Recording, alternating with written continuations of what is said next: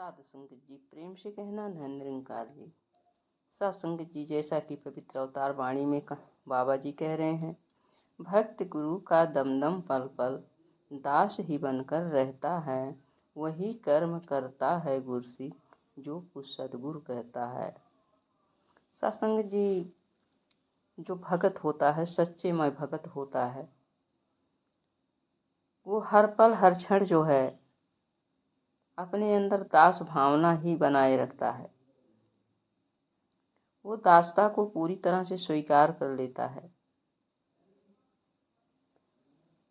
और वही कार्य करता है जो उसके मालिक, जो उसके सद्गुरु, जो उसके गुरु कहते हैं। मालिक के आदेश के बिना ना कुछ करता है और ना आदेश के बाहर कुछ करता है। जो सद्गुरु के वचनों पर चलकर पूरा जीवन मानवता में लगा देते हैं, ऐसे गुरसिखों को, ऐसे भक्तों को संसार युगों युगों तक याद करता है।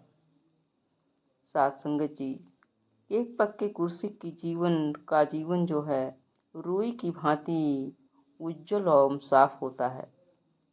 जैसे रुई में हजारों तंतु होते हैं, उसी तरह से संतों का चरित्र भी सद्गुणों का भंडार होता है।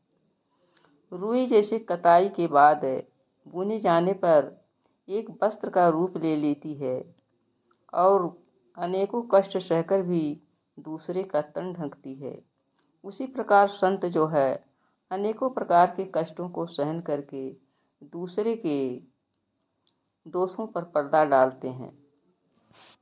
साध संगत जी, ये संत जो होते हैं एक दूसरे के दोष को फैलाते हुए नहीं, बल्कि उसको ढक करके वहीं पर समाप्त कर देते हैं।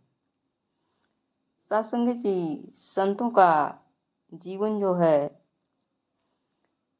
कमल और जोंक जल में दोनों रहते हैं, लेकिन कमल का काम है कीचड़ में रहते हुए भी वो खिलता है।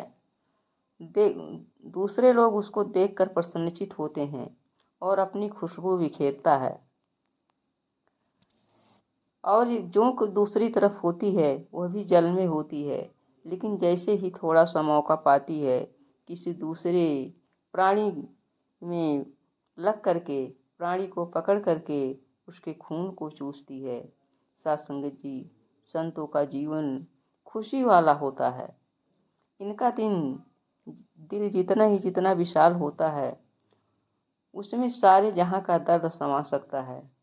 तो साध संगत जी, आइए हमें ऐसा ही बनना है जैसे फूलों का गुलदस्ता खुशबू बिखेरता है, जिसे जो है हम जहाँ भी ले जाते हैं वह सुगंध ही सुगंध प्रदान करता है। इसी तरह से हम संतों का जीवन बनना चाहिए। हम जोंक की तरह ना बने, कमल की तरह बने, हम रुई की तरह बने, हम अनेक प्रकार के फूलों से सजे हुए गुलदस्ते की भांति बने कि गुलदस्ते में अनेक रंग बिरंगे छोटे बड़े फूल होते हैं और वो आपस में मिल करके एक सुंदर देन देते हैं तथा अपनी सुगंध से आने जाने वाले पूरे संसार को जो है महक प्रदान करते हैं, खुशहाली देते हैं। इसी तरह ये गुलदस्ते की भांति हम सारे संतजन आपस में मिल करके जो है प्रीत प्रेम नम्रता के द्वारा इस संसार को सुंदर सुंदर देन देते चले जाएं। कभी भी हमारे बीच किसी भी तरह का टकराव नहीं होना चाहिए। टकराव जहाँ पर होता है वहीं पर बिखराव भी होता है। तो आइए साध संगत जी, सदगुरु माँ की हमसे बड़ी अपेक्षा है कि टकराव और बिखराव नहीं चाहती हैं, वो मिलवर्तन चाहती हैं, एकत्व चाहती हैं, सहानुभूति चाहती हैं, प्रेम चाहती हैं। साई साध संगत जी, हम इन सारे गुणों को अपने अंदर समेटें और समेट करके पूरे संसार में इसका विस्तार करें, जिससे सदगुरु माँ जो है हमसे जो अपेक्षा करती हैं वो उसी के अनुरूप पा करके खुशहाल हों। सदगुरु को खुशहाल करना ही संतों का जो है परम लक्ष्य होता है।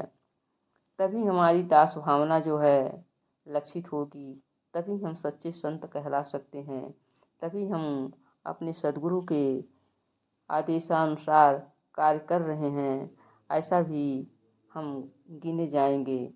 तो आइए साथ संगत जी, सद्गुरु को यदि हम खुश रखना है, अगर हमें सच्चे गुरसिख बनना है, तो हम इस तरह से जो है